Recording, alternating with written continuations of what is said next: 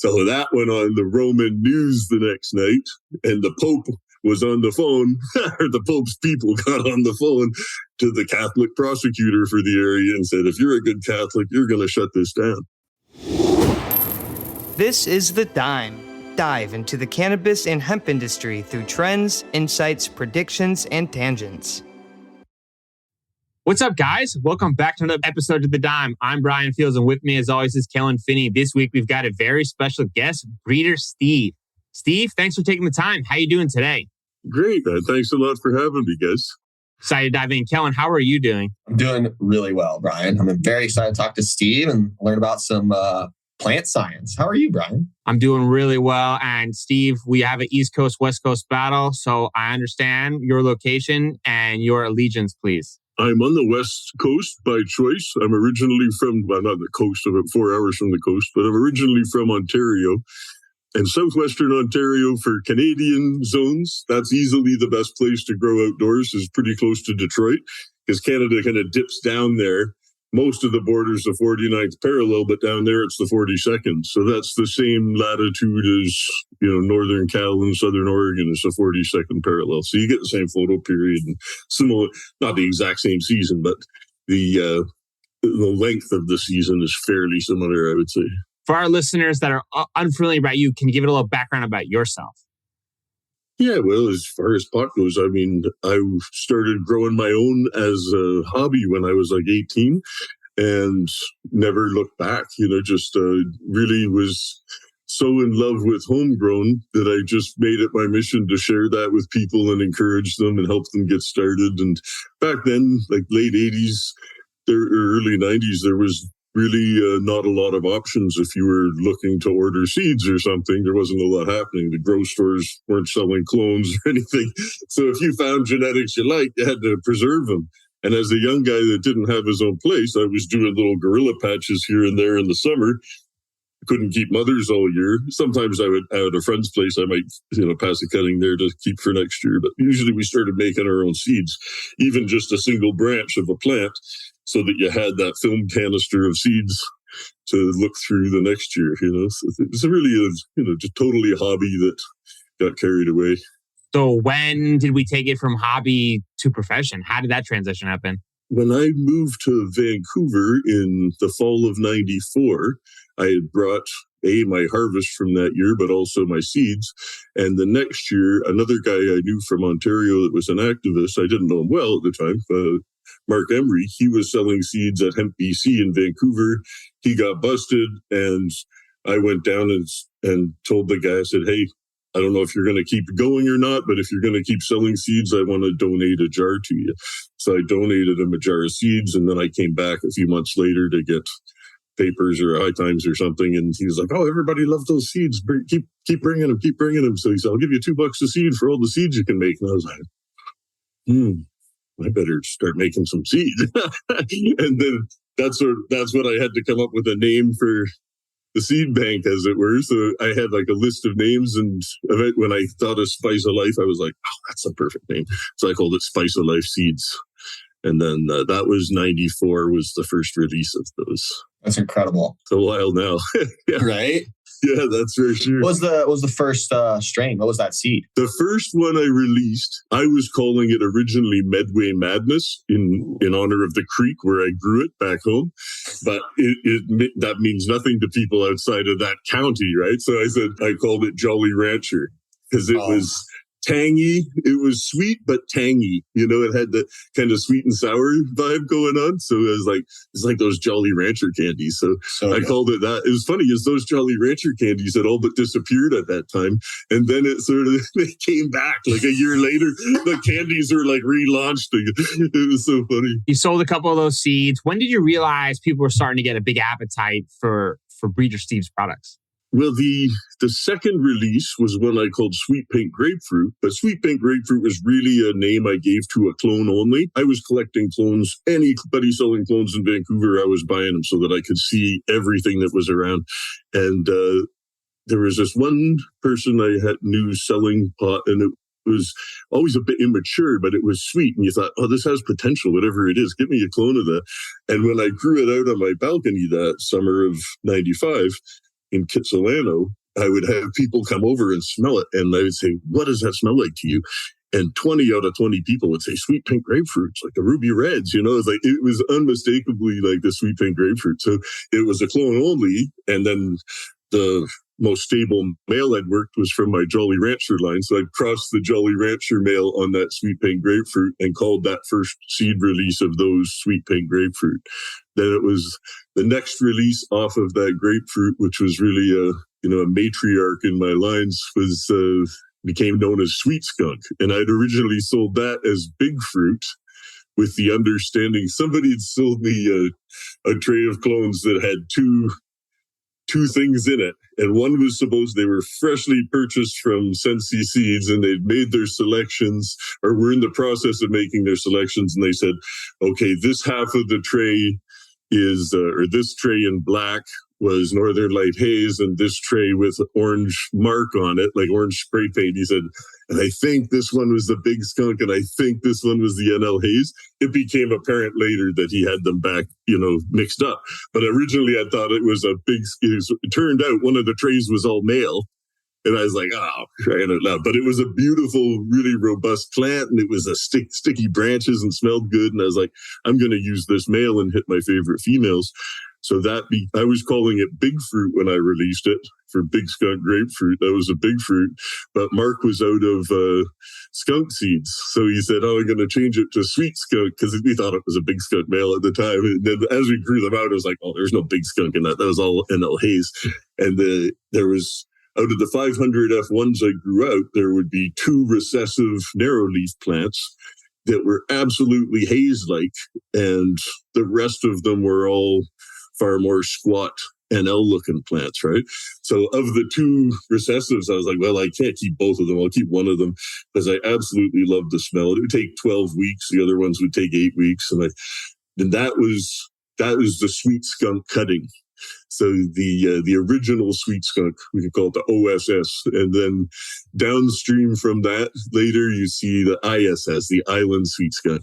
And a lot of times I think the clone was passed around was the original Sweet Skunk, but the seeds they were making from it was this Island Sweet Skunk.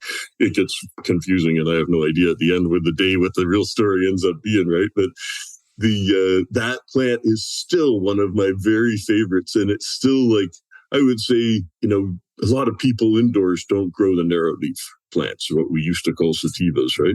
But that one has stood the test of time because that came out in either late 95 or early 96. That was around when I was making it. And that was, to this day, it's still like sort of the top skinny girl in BC and abroad. I see people growing it in Spain and other places, and it just gives me such joy. It's just such a high note.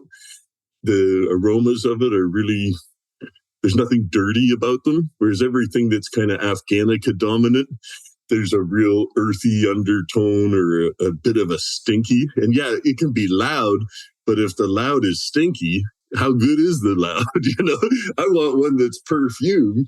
And if it really is like, that just gets me excited, that's more important to me, and the, like we're going to puff whatever we, need to stay lifted all day. You might as well get the flavors in you that make you most excited, right?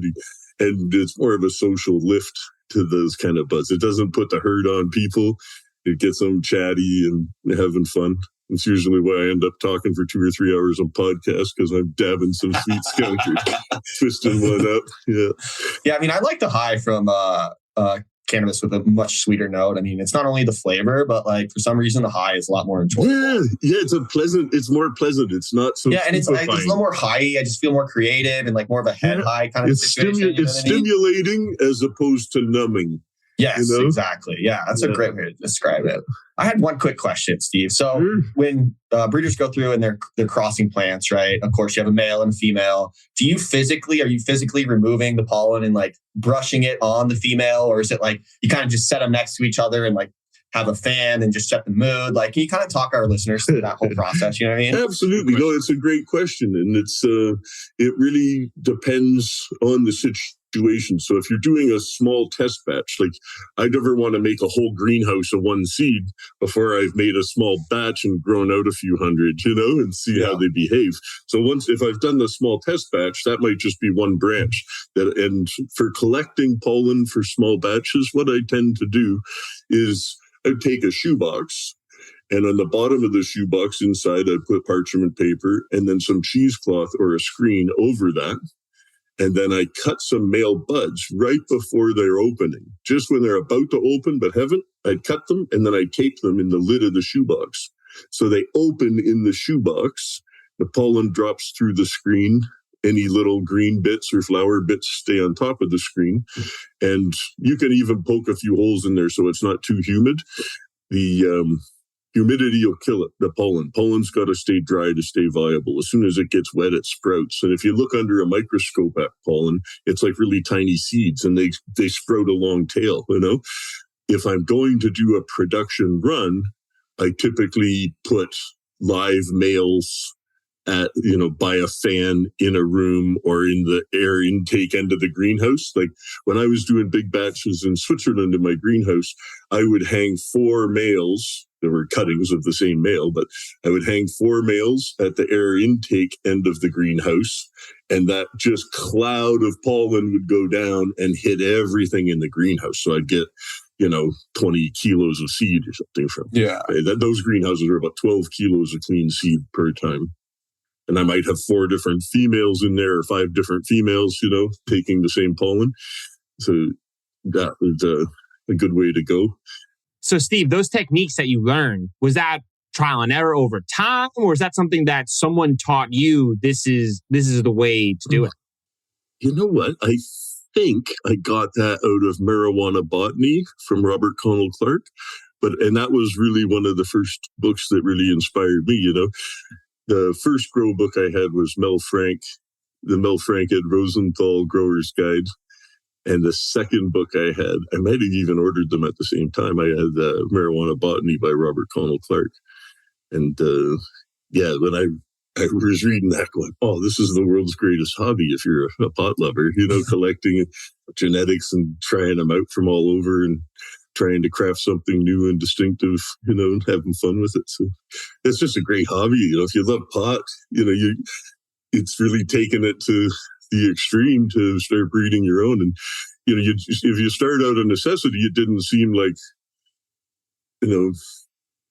if you start out of necessity, it just seemed like a normal course of action. Whereas today, you kind of have to make a conscious choice to start breeding because it's so easy to just go pick up some cuttings at your local grow store, whereas that just wasn't an option back then, So take us back in time. You were in Canada. How did we get to Switzerland? I'd moved to BC in 94, and then maybe 97, 98, I opened a grow store that made aquaponic systems and my super soil, which was all bio, of course. And then American consultant / expert that is up from California visiting BC regularly, Rosenthal, he lined up a consulting gig and invited me to go in on it with him as a partner.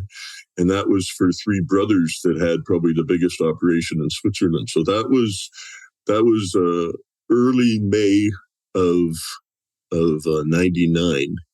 So I went over with him on this 2-week consulting gig and said, and I said, man, I'd always said if I could just breed wide openly and pay the taxes and treat it like a normal business, I'm there, Yeah. So when I saw that was the case, and it wasn't just get a license and start working, you didn't need one. It was never illegal. So there was no license. It was just legal like tomatoes, which was perfect. It was absolutely boring. Nobody gave a shit about it. You could go to the mainstream supermarkets, like really mainstream supermarkets in May, and where they had all the flowers and vegetables and fruits for sale in trays out front, all the little starter plants. They had a hemp section and they had a cannabis section, and they had the great white shark with plant tags. It's the picture of the bud or a picture of the plant. And they had Compolti hemp, with a picture of it beside a chalet, like 30 feet tall, and all this, and it said plant in full sun, good drainage, heavy feeder, harvest mid-October. Like it was just normal. It was just like any other plant in the garden center. So this was so refreshing coming from where nobody even had met at that time, like it was in Canada at least. So it was like, oh, well, hopefully in 10 years, the whole world will be like this. It's just normal. Well, dreaming, right? Yeah. So that instead the Swiss went backwards. But at the time, it was great because Swiss botanicals and plant research and that is really big in Switzerland for pharmaceuticals and cosmetics and you name it. So they said, when the neighbors say, why isn't cannabis growing illegal there? They say, oh, we're not going to start making plants illegal. The uses can be illegal. There's no hash bars. This is not Amsterdam. It's illegal to sell hash. It's not illegal to sell a kilo of flour because you like the way it makes your sweater smell in your closet. So that's how they did it. It's just they really, because they look at Italy, Austria, Germany, all their neighbors, it was highly illegal. France is highly illegal and expensive, but they let all their kids go plant 10 hectares every summer. And they knew their friends from Italy or their friends from France or their friends from Germany would come to Switzerland and buy it. The Swiss aren't risking anything, They know, just let it happen and the money will come. The Swiss they're open to business. They always have been. They have no qualms about where the money's coming from. Not that there's anything wrong with cannabis business. It's just they're equal opportunity that way. Wherever the money's coming from doesn't matter as long as the money's coming. How long were you doing that? And I know you have an interesting story of what ended that. About 3.5 years. And I left for Spain at the end of it because it started to get weird. And what happened was it had grown, the industry had sort of grown so much with all these the shops that were set up selling it on the border of Como and Chiasso, which is where Italy and Switzerland meet in the Italian side, or one of the areas they meet. If the borders in the middle of what appears to be one town, like Como and Chiasso, if you look from space, it looked like one town, right? But in the middle of Main Street, there's a border. So people would finish school or work, walk over to the Swiss side. As soon as they walked across, on both sides of the street, the sidewalks had sandwich boards of pot leaves and pot stores, like both sides of the street for the next block. So it was right within sight of the Italian border guards. And the Italians actually had to change their law because they had to charge anybody caught with anything. They had to drop it to 5 grams or less. They can take it without doing paperwork because so many people, and they just started, they give up because everybody would come and buy 5 grams. 5 grams was the smallest package in the shops. But what they had, the thing that really threw a wrench into the local industry for us was one of the shop owners, whose name I'll leave out of it, but he had a investigative journalist showed up in his shop from Rome with a hidden camera and a microphone. And he's looking at this shop. There's hundreds of kilos of pot around the shop. And he's going, man, this weed is so good and frosty and it's so cheap. Like back then, wholesale by that last summer, frosty white rhino or whatever was going around at the time, that would be 1,500 a kilo francs, which was like Canadian at the time. So that would be almost $1, a little over $1 a gram US, $1.20 a gram US, if you were buying a kilo, right? Which is 1,000 grams, of course. So the journalist says, oh, it's so sad. This stuff's worth a fortune in Rome. It's so sad we can't get this in Italy. And the shop owner says, hey, don't worry. We do 24 hours free delivery anywhere in Italy. So that went on the Roman news the next night, and the Pope was on the phone, or the Pope's people got on the phone to the Catholic prosecutor for the area and said, if you're a good Catholic, you're going to shut this down. So even though they had, there was no reason for them to shut us down, but they wanted to do an investigation. And we said, well, you can have a look, but if you're going to make this a pain in the ass, we'll just close up anyway, So they came in, it was the end of the summer, and we had just cleaned up. We were taken down. We had different locations. So at the warehouse, which was the head office and warehouse where I did most of the seed work in the winter and had all the veg area and whatnot, that would also be a trimming area for light depth for the summer or the field crops and that. And we had literally just finished sweeping up from cleaning out one greenhouse. And I was in the rental truck about to take another greenhouse over there. And they're like, don't bring it. So they called ahead and said, we want to come and visit your place. And they came with a video camera and everything. And they're like, well, if all you do is make seeds, where's all, what happens to all the weed? And truthfully, we said, we compost it, And they're like, let's see this. And sure enough, we went out. We had like a 10 pod. Like, we were dropping it from our upstairs window, all the de-seeded weed. And there was like a 10-foot mound of bud with seeds sprouting out of it. It was like, moss, because there was still so many leftover seeds in the bud, right? So they were like, oh, you really are throwing out seedy weed. Yeah, it's like, yeah, after we, skim most of the seeds, we composted all the weed. And they're like, okay. So they never had anything to charge us with. We just said, if you're going to make it a hassle, and we just stockpiled a whack of seeds that summer. So we said, let's shut down and, go to the beach. So I went to the south of Spain and I sold my facility to Shanty Baba, who was a friend, other expat breeder in town at the time.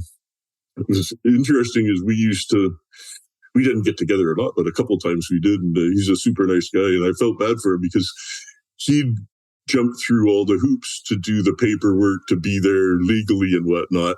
And I was like, company apartment, company car, I'm a tourist, And he's like, oh, they're just going to scare off you cowboys. He says, I got paperwork, I'm going to stay here. And he was having problems with his partner, and he loved, I had a better seed place really. So he said, I'd love to buy your place if you're scared off. I said, it's like, you buy it, man. So I sold him my place and I went south. And then like a month or two later, he was the only guy that got locked up in this whole situation. And they put him in a Amnesty International condemned dungeon. It was like 400 years old or something in Mendrisio. And none of the Swiss people, they did a roundup and an investigation of like 100 local companies. And they hadn't even heard of my company because we didn't have a shop and we weren't doing any retail or anything, right? So the only reason they heard of us was because I'd caught this guy breaking in a few times, and my lawyer said, oh, let me call the prosecutor and I'll get the guy locked up because you caught this thief. And I've like caught him red-handed. I even beat him down a couple times. I'm like, I don't know what I'm going to do with him this time. Like, this is like the third time I've caught the guy red-handed. And he's like, I'll get him. I'll talk to the prosecutor. And she's like, oh, thanks for telling me. I've never heard of this company. And I'm about to do a big investigation of all the cannabis companies. And I was like, oh, great.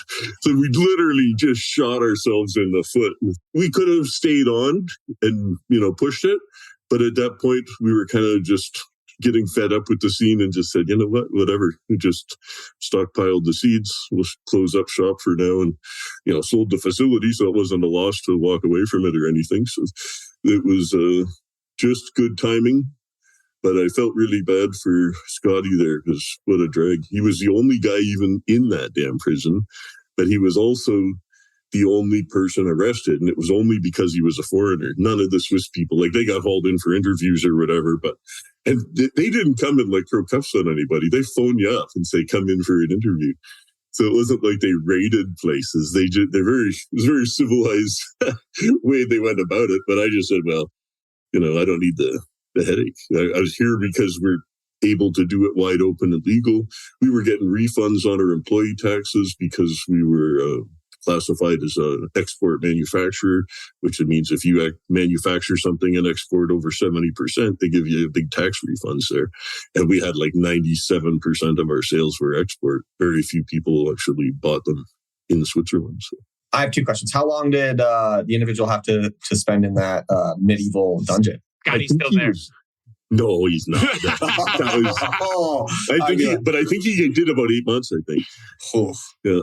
I remember sending him a letter from Spain because I felt, just so bad for him because, he hadn't hurt anybody, he hadn't done anything wrong. None of us are in favor of these, prohibition tactics. It's just a nightmare, but I felt so bad for him. And I just felt like I'd got away with something because I was sitting on the beach in the south of Spain and he's sitting in a dungeon getting bread and water. And I just felt so bad for him because we were doing the same thing and what we were doing was legal, but because you're a foreigner, you don't get treated the same there. So, I was glad I picked up stakes when I did, for sure. So you dodged the bullet and then you're hanging out in the south of Spain. what made you be like, okay, I'm going to give this, I'm jumping back in? What was that thought process like? I didn't jump back in. What I did actually was I had my first child born in Switzerland and my second one conceived in Spain, but the the British mums were scaring my wife about the Spanish hospitals. And she's like, I don't want to give birth in Spain. I want to go back to Canada. And we really loved BC. We had most of our friends out in BC. And she said, well, you got to pick the last time you moved. I'd really like to move back to BC. And I said, well, I'm fed up with cannabis for now anyway. And we got into drinking wine when we were in Europe. So he said, let's go back to BC. I'll take the course on winemaking. If I try some local wines that I liked, then we'll stay and make a winery. So for 15 years, I made wine and just was a hobbyist again, That's awesome. So then, but I mean, it's a parallel universe. And part of it was, I said, it's a parallel universe of growing and crafting flavorful intoxicants with some health benefits. so I thought, this is so fun. And I love being outside.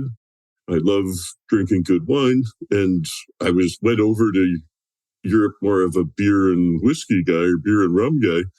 But I got into drinking wine over there because there were so many good lunches and dinners where my European friends or partners or customers were really into good wine, and they would take me wine touring in Burgundy and stuff like that. So I got really juiced in it, and I was like, oh, this is fun.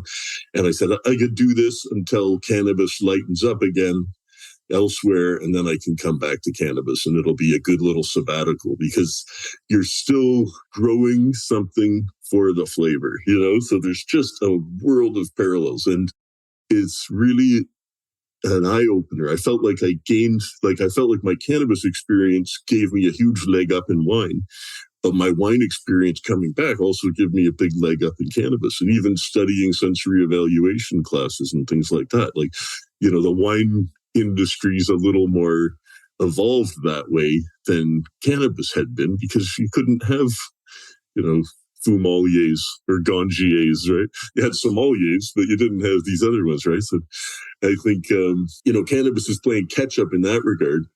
And so much of it's applicable either way, as far as tasting goes and blind tasting and all that. So, and obviously with cannabis, there's a lot more to the buzz, how the buzz is affected because of the entourage effect. And I think to a lesser degree, there's that in alcoholic beverages. Like some people go crazy when they drink tequila. You know what I mean? Some people are like, I can drink anything except tequila, but that just makes me go fighting or whatever. So I think there's a lesser degree of that in the alcohol world, but in cannabis, it's really integral to the experience. And I really thought,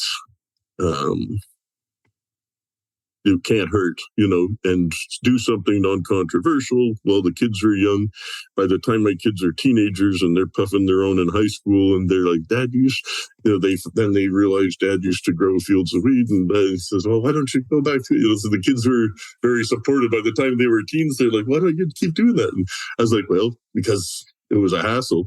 But now that it's starting to open up, I'm going to keep my eyes open at the opportunities. And there was various incarnations of that in Canada, and none of the programs really appealed to me. There was a MMAR, then there was a MMPR, then there's the ACMPR, and then there was the Cannabis Act. And MMAR was about personal medical growth or designated grower. Then the MMPR was about commercializing medical cannabis, and they were even trying to get rid of the MMAR growers, but that, they ended up staying. And then the ACMPR kind of reflected that there was going to be both. And then the Cannabis Act came out when it was about adult use. So the evolution of it's been, interesting to watch over the last 20 years. But, even with the MMAR, it was kind of like the best case scenario. They might give you a 300 plant license or something. Great, and people were taking advantage of that, of course, and I don't blame them for it, but it still was like, I wasn't going to contract that I was just going to plant 300 plants, because as a breeder, I want to plant 10,000 of each line, and I want to plant 20 lines. So I might not finish 300 plants out of those, because I cull them constantly. Each transplanting, I probably kill 75, 80%.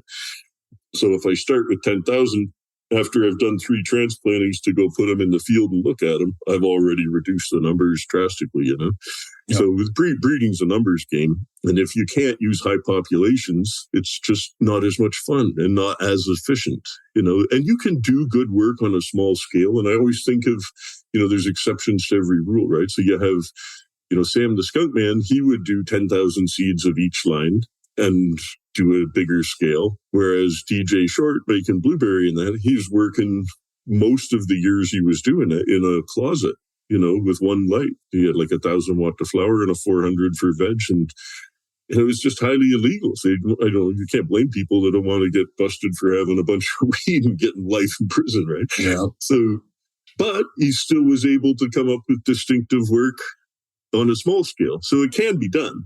Anybody can do it as a hobby on any scale. But if you want to, make the most of your time, you want to do the biggest scale you can, because you're going to have a better chance of finding the most impressive individuals, right? So for our listeners at home that are interested in kind of learning like the very basics of breeding, can you kind of walk us through like the first step and like a small macro level of the steps that people would take, just as an example, so they can be familiar with how it would work? Sure. So it all starts with seeds. You may collect cuttings as well, but, cuttings alone isn't really a breeding program, let's say. But, with feminizing, you can do it. But it's, let's say, dioecious plants, male and female. That's what you need to use to breed real plants, real females. If you just want Hermes on Hermes after a while, just do feminized. I'm not opposed to feminized, although I never released any at this point. I still will probably, but I never released any feminized because I've just always been so against hermaphrodites. So anyways, the point is, let's say you have 10 packs of seeds and there's 10 seeds in each pack, and you say, I'm going to plant these out and pick my favorites. And maybe there's only 2 packs that you think, oh, these ones I really like, but the other ones, they weren't my favorite. So don't use them. You really just have to be exclusive, and narrow it down to what excites you the most and what you're going for in the plant. So if you're looking for a certain flavor, then you want to find that in both parents, in the male and the female. And if you say you're looking for a lemony plant, if you rub the stalks of that male, you're going to get a scent of it even before they're flowering. And you might be able to say, okay, this male is easily the most lemony of the line, So that's probably your best pick if lemony pot is what you're after. If you want one with more color, take the one with more color. It's totally what you're after. So, but an essential point is you're going to take a male and a female minimum. And the best thing is if you can take more than one female or more than one male. Because if you just have, say, one brother and sister, that's going to start getting inbred.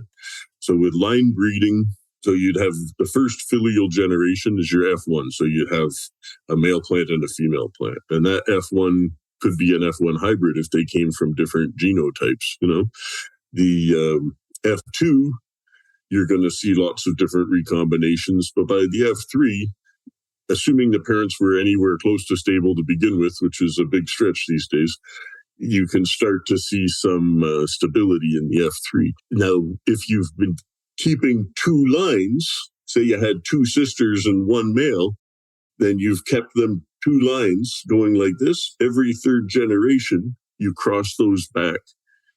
And that is how the basis of line breeding, So if you're maintaining some vigor in it, because if you just keep doing that 4, 5, 6, 7, 8, they're going to start getting inbred. You're going to lose vigor. Some plants, it might take you more generations than 3 to stabilize them because they're polyhybrids of polyhybrids, and it takes a while to sort that out. Another strategy, which I believe I was the first using in cannabis, I don't recall seeing it on anybody else's catalog, was back crossing. So I would do, for example, with that grapefruit, because it was a clone only, I wanted to make a stable version of seed of it. So I wanted to cross it with something that was very different as a backboard. So I used a blueberry male that was a fantastic male I'd found in summer of 96. And that male the stalk was solid purple, right? It was absolutely solid purple on the stalk. And and branches, whereas the grapefruit is more green and striated. You get the red lines on it, the candy canes, those are striations. So when I'm growing them out, if I find a male that's purple, it's not the one to use for the back cross. If I find a male with the striations and it smells like grapefruit, that's the male I want to use for the back cross. So that's taking the son back to the mother. And you do that once, it's a back cross. You do that twice, you've squared it. The third time you've done that, you've cubed it. That was a Sweet Tooth 3, was a cubed grapefruit. So it's the third back cross to grapefruit. Now, those seeds, they were amongst, if not the most homozygous cannabis seeds out there. Because before that, skunk number 1 was the only one that was noted as being homozygous. And there was even some debate about that. But I think I felt skunk was, if you had the real thing, it was a very recognizable thing. Anything can fall apart a few generations in somebody else's hands. It may not be the same. But I think when skunk number 1 came out, it was very distinct and recognizable. And there was not like you were pheno hunting through it. They were pretty damn stable, right? And the Sweet Tooth 3 was like that. I saw lots of times people walk into a room from seed or a greenhouse from seed and say, "Oh, which cutting is this?" I say, "It's all from seed." What? No, they're cutting. No, they're all from seed. They just couldn't believe it, right? But it takes time to do that. And most people are just about crossing this and that as fast as they can and getting out that new. Nobody takes any time to stabilize something. And people say, "Well, why would you do that? It's so easy to make knockoffs and rip you off." I say, "Yeah, but everybody is making polyhybrids of polyhybrids. Somebody's got to put out a stable male that people can use, because they've all got a nice clone only that they would like to do the same process and stabilize seed of it for their home use and whatnot. We got to have some stable genetics in the world." So I just felt it was crucial to put out something, knowing, I can get ripped off or whatever, and you couldn't protect your genetics back then. You had no plant breeders' rights or anything, right? But on the other hand, we all want better grass in the world. And to help the home breeders by giving them something stable, they don't have to, keep whatever they're breeding 50-50 Sweet Tooth 3. They can breed the Sweet Tooth 3 out of it. It's just having a stable backboard to use, right? So anyway, that process was a lot of fun. And then later I see, now there's a lot more seed companies doing back crossing, which at the time it was the only back cross stuff out there, For commercial operations, what is your opinion on balancing growing from seed versus tissue culture? Well, it depends on your technique, what paradigm you're growing in. If you're in a horticultural paradigm, for a lot of people, I think the tissue culture and, asexual propagation is the current standard, right? That is the way to go. But that is because the seed is not stable. So you can't expect somebody to go plant a greenhouse of seed that's not stable, right? If you had stable fem seeds, then you might have, a possibility of doing your commercial production without mothers and cuttings. Because, and just like with seeds, and you have to remember planting hemp, real hemp farming to me isn't transplanting clones into a field, it's taking a seed drill and laying down a blanket of hemp, and that's how, corn is produced and a lot of these commercial crops. Cannabis is a grain crop. When you think about it, you can grow it just like a grain crop. And people think, "Oh, but cannabis is too branchy." And that's simply the spacing. If you do high density planting, it doesn't have any branches. It just grows single colas, right? Because you've got 100 seeds in a square meter. So there's no room to grow branches. And I do love that high density planting style that is common in use for hemp. And because but obviously if people are paying $2 a fem seed, they can't afford to blanket, a field with a ton of seeds. You need to have silos of seeds. If you want to plant it like corn and harvest it like corn and make it for the price of corn oil, you have to be in the same agricultural paradigm where it's mechanized agriculture. And you think about it, you could, maybe you want to modify the combines not to trash the herb too much. But if you're making extracts, you can, as long as it's more a factor of time than careful handling. If you can get soil to oil in under an hour, you're ahead of the game. That's, for live resin or live rosin, it's really a question of how fast can you get that stuff out of the plant, So I think there's a lot to be said, and I think we're going to see more mechanized agriculture because hemp is cannabis, cannabis is hemp. And if you want to knock out, vats of diamonds and sauce or vats of rosin, the chances are you're not going to need everybody out there cutting it by hand and, hanging them up and putting them in. I don't know. It's just thinking about it more at industrial scale, because industrial cannabis could be a thing. Like if there wasn't the THC phobia in the regs, right, then you could get hash from a hemp field. You could still, you know what I mean? There's so much potential for the plant to be, tri-cropped even. You could use it for 3 different things in the same crop. So you could have, even if I'm making a seed crop, let's say I've got a successful cross that I've tested out. I like it for my local area. And I think, okay, I want to start producing 1,000 hectares a month of this seed.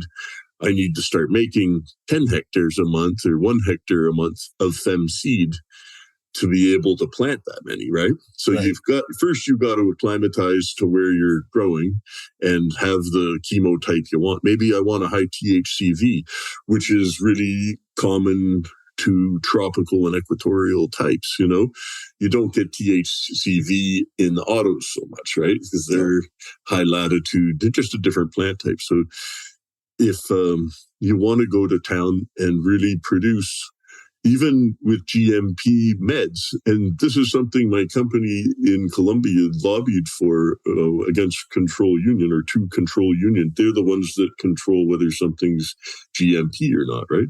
So, I mean, it took us 3 years to get GACP, which is Good Agricultural Collection Practices, and your crop needs that before it can go into a GMP or EU GMP processing facility. So the first stage is that the crop passed that.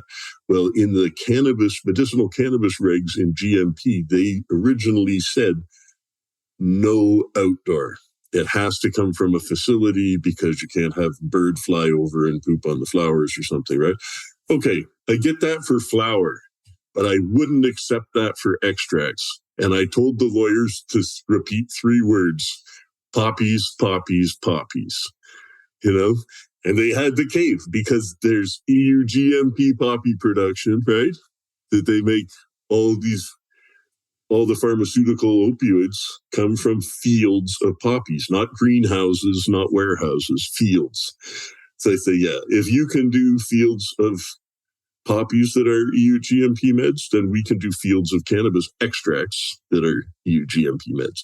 So I'm trying, I've worked really hard. I don't know if we'll be the first, but I'm trying to be the first one crossing that paradigm into industrial cannabis with the certifications and be able to crash the price of meds. Because right now, if you look at live rosin or live resin, these are treats for rich people.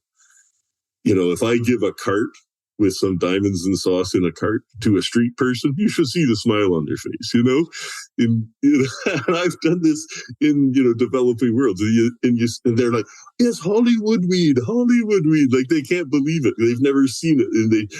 And you think it's good meds for everybody. It shouldn't be $100 a gram. If you can make it cheap and have this stuff going out for the price of peanut butter, that's doing a service, I feel like the meds for the masses have kind of been my theme with that. And I want to make affordable meds that are meds for the masses. And I want to give them that high grade experience for the price of aspirin so that, anybody can experience it. And not to say that people won't keep making great stuff on horticultural scale. That's absolutely fine. Not the best winery is necessarily the biggest winery, right? Great. So that's fine. But you can still do quality at scale. And it's just a constant striving, right? Where you're trying to keep raising the bar. It's very easy. For me, it's too easy to say, I can make, 6-star ice wax from my indoor. Okay, yeah, I can do that. Anybody can do that. It's easy, especially if you can sell it at first world pricing, But let's see how close to that you can get and get it made for the poorest people in the world, Because 99% of the people are never going to get that ice wax from your indoor, That's great. It's a treat for rich people. That's beautiful. But let's see how good we can get it for the poor people, Yeah, I think that's really well said. So I want to kind of take it back to the genetics. Obviously, you've seen your handful of genetics. Is that what inspired the Living Library of Genetics? Well, the Living Library is a long-term project at this point, where I started with a million seed search, and I invited, supporters to contribute seeds and my thing was, you want to contribute seeds for me getting back going again? Let's look at everything together. So anybody that contributes, welcome to come and join in. Also have other academics or journalists or aficionados are welcome to join. So I'm doing them in different locations. The next one happening is January 20th in the plains of Colombia, Los Llanos. And that's with a company I co-founded down there called MedCan. And we started that a little over 6 years ago. So in the next round in MedCan, there's 375 different accessions.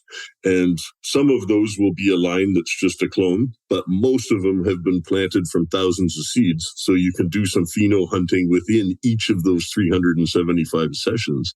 So you're really looking at plants from very high populations. I have 60 acres fenced for seed work down there, right? With 2 armed guards 24/7.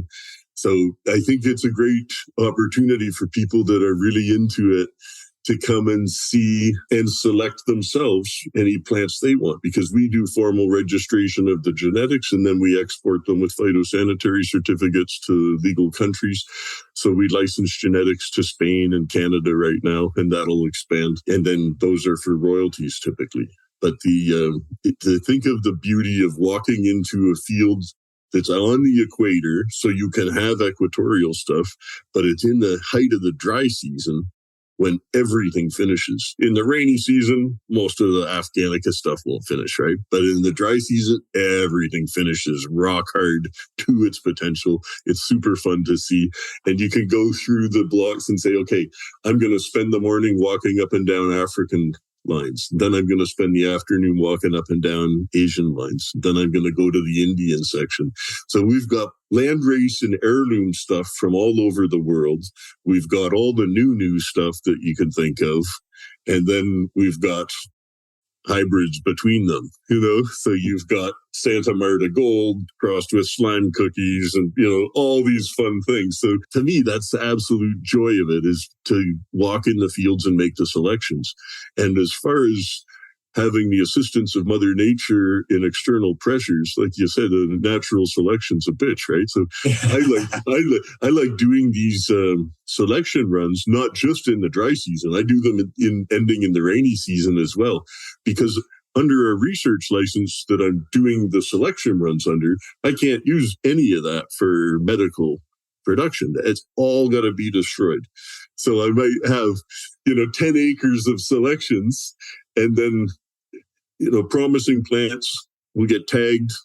They'll get sampled for the lab, because we have on site, we have really nice lab. So we go through and study all our favorites. But at the end of the day, it just comes down to cutting them, weighing them, drying them.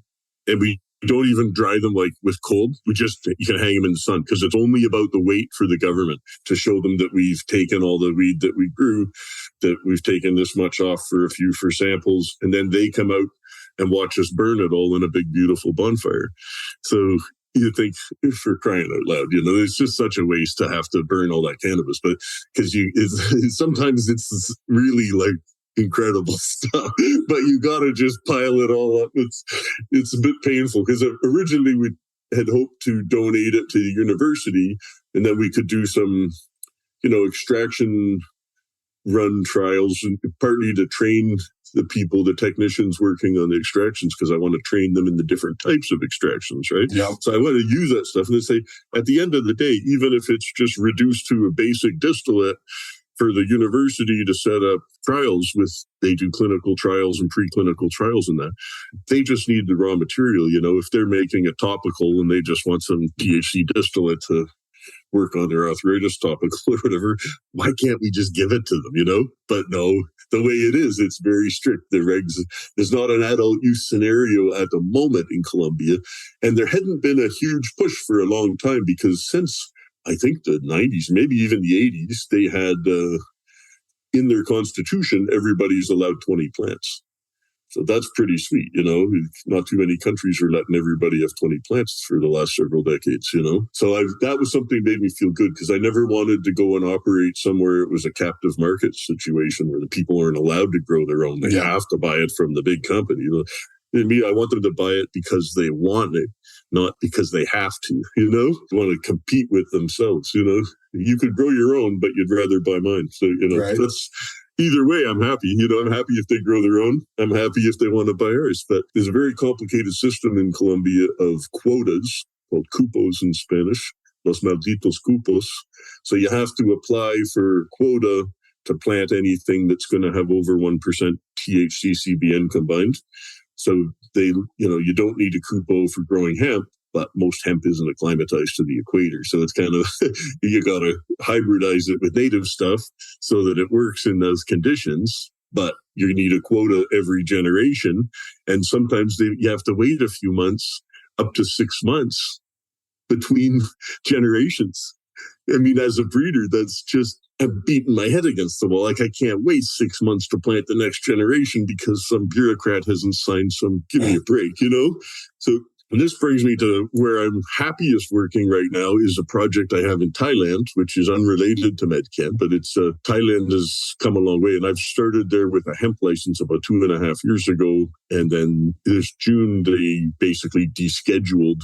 So it wasn't like they imposed a bunch of regs on it. They just descheduled basically for the flower.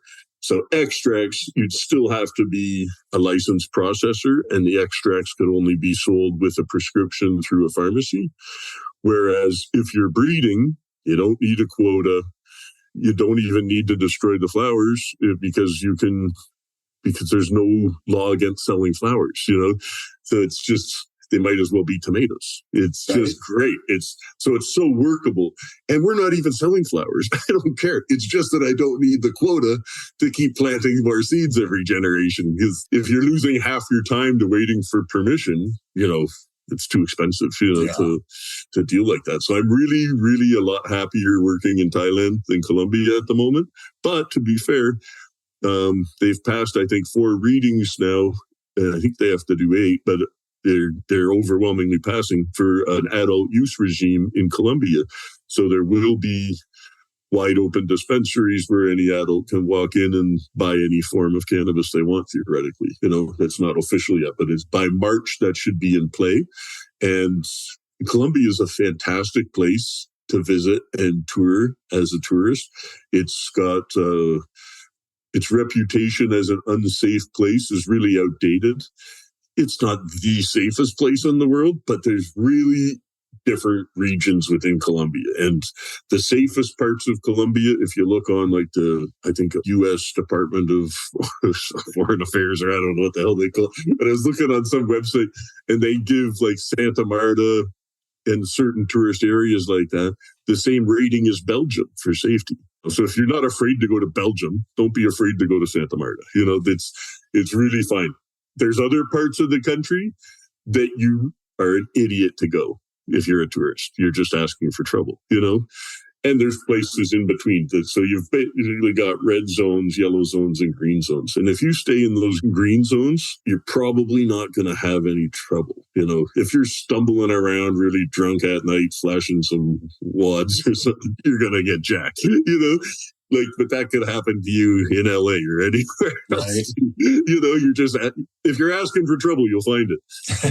if you're just there to have fun and, you know, go out and see the beaches or go fishing or go for a hike, you're going to have a great time. You know, it's really fantastic. The people are overall super friendly, and I wouldn't hesitate to tell anybody to go there for an amazing holiday. And for me, the natural world is the nicest thing traveling. And Colombia's got so much packed into such a small area coming from Canada. You know, you're like, there's 11 climactic zones in this one little country. And they drastically vary from mountaintop glaciers to oceanfront deserts.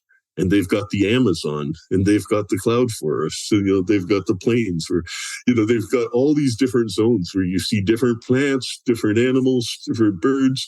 There's an amazing amount of birds and orchids and fruit. Even I've been going 6.5 years. I still find fruit on every trip that I haven't tried before.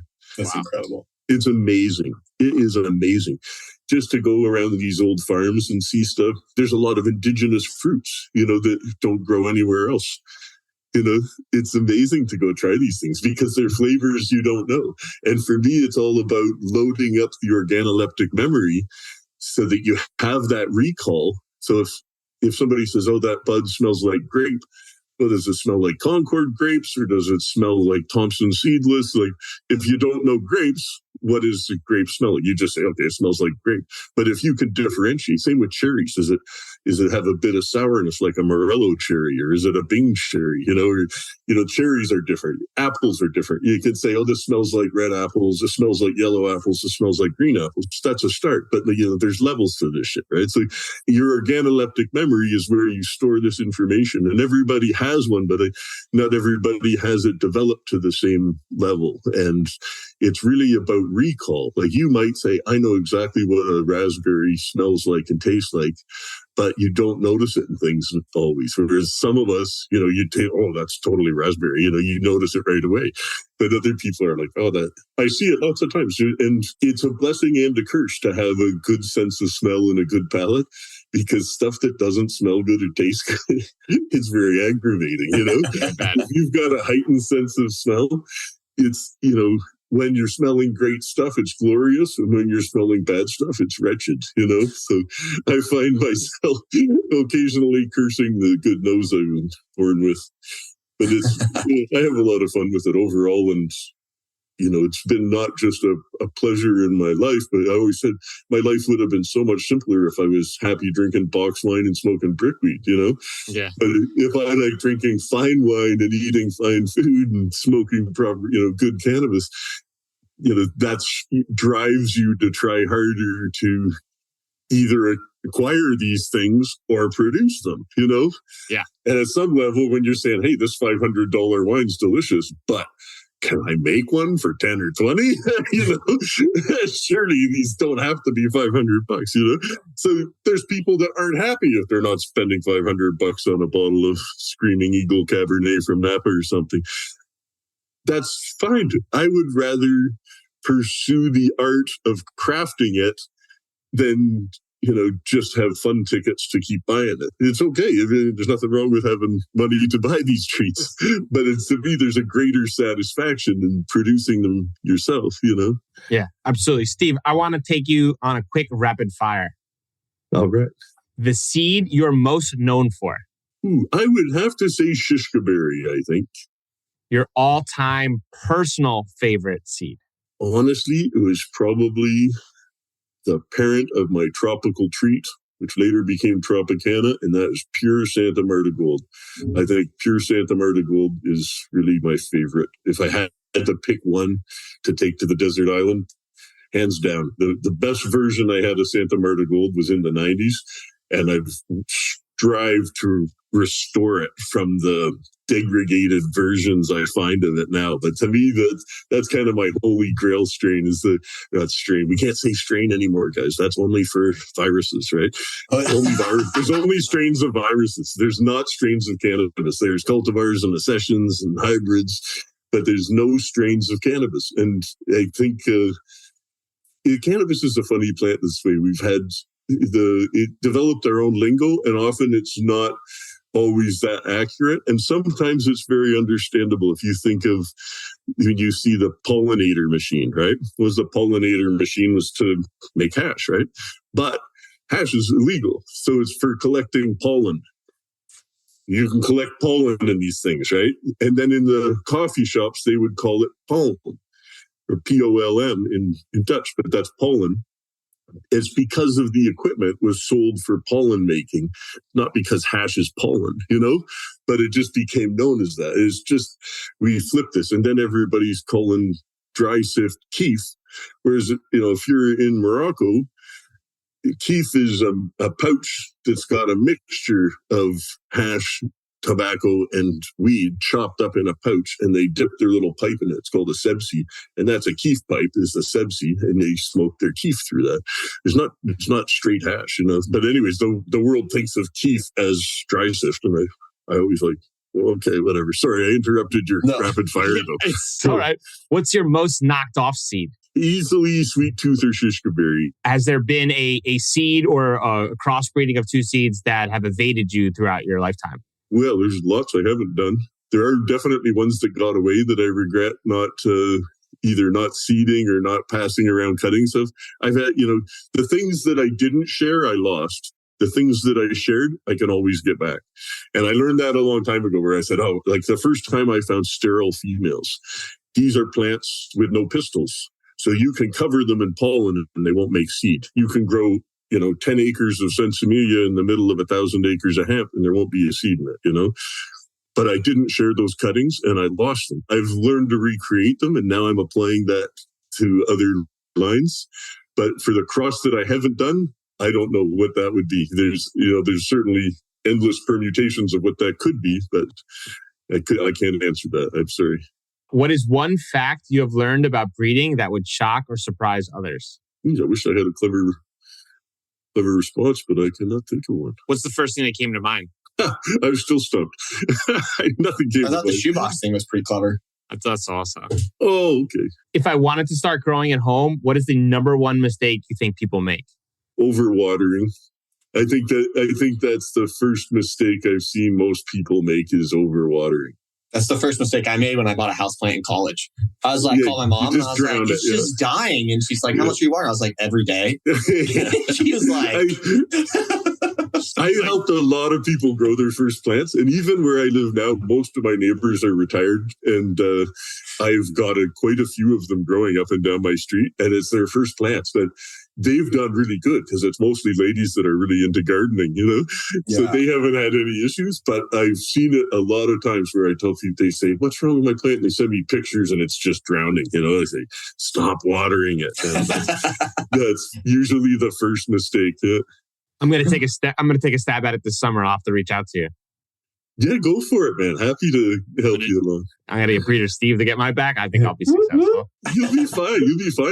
I've been so stoked to see first timers around my neighborhood that are retired ladies that are just killing it. They're growing like their first plants like grandpa's breath or some, modern genetics. And they're like, this was the best weed I ever had. I'm like, it probably is the best weed you ever had. But yeah, you can't go back. Once you get a taste for growing your own, it's pretty hard to stop because you don't really have the same level of satisfaction out of something that just came from a store as something that came off your back porch or something, Yeah, that's a good point. That's perfect. When you started your journey in the cannabis space, what did you get right? And most importantly, what did you get wrong? It's a good question. I think the thing I got right was just doing it, where it didn't have any shame about it. I knew I could get in trouble for it, but I felt like I just had the conviction that I was willing to stand up and do what was right. I mean, I had CNN come to my garden where I had 1,500 plants in my backyard in Vancouver before medical or anything, right? So, I mean, I was going out on a limb with no shame. And part of that was... what really stood me in good stead was I had no shame about doing it. I just had the conviction that I felt, indignant about being prevented from doing it. So it was really the mindset that you could do it, So that was what I got right, was the mindset to just go ahead and do it. What I got wrong was probably being too trusting. And often in any kind of business, that can be a setback for you if you're you have faith in people to treat you the way you want to treat them, that you want to be treated the same way you like to treat others. And the world's just not like that. So it's not specific to cannabis, but I always say my biggest mistake, if you ask my wife, is that I'm too trusting. I know that one. Yeah, they're always right. I hope she's listening and she heard that. So Steve, for our listeners, they want to get in touch and they want to buy some of your seeds. Can they still do that? At the moment, no, but they can get in touch. And when I have seeds ready for my new release, I've been working on stuff the last few years. I expect over the next year, I'll be doing my first releases in close to 20 years. So that'll be exciting. But go breedersteve.com. And if you're signed up for the newsletter there, you'll be sure to hear about it. I've had that site up now for maybe 4 years or something, and I've never sent out a newsletter. So you're not going to get spammed, I promise. But if you do want to know what happens with new releases or any new projects, that's where I'll be putting it out there. Awesome. We will link those up in the show notes. Thanks for taking the time. Hey, thanks for having me, guys. You have a beautiful weekend. Guys, if you've enjoyed this podcast over the last few years, can you please take 3 minutes or less and leave us a quick review on Apple or Spotify? All reviews make a massive difference for us and help other people like you find this podcast. From the bottom of our hearts, thank you.